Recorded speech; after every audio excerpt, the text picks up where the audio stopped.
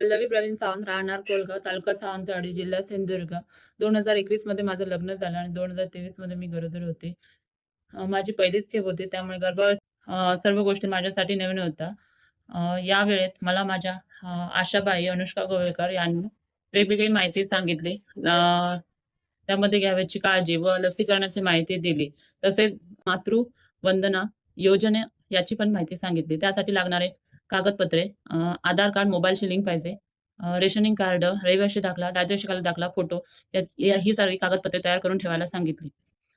या योजनेअंतर्गत महिलांना ₹5,000 याच ₹5,000 ची आर्थिक मदत होते. ते 2 हप्त्यामध्ये दिले जातात. पहिला हप्ता 3,000 चा असतो आणि दुसरा हप्ता 2,000 चा असतो. तसेच महिलांना जननी सुरक्षा योजनेअंतर्गत महिलांना ₹700 चे मानधन आर्थिक मदत होते.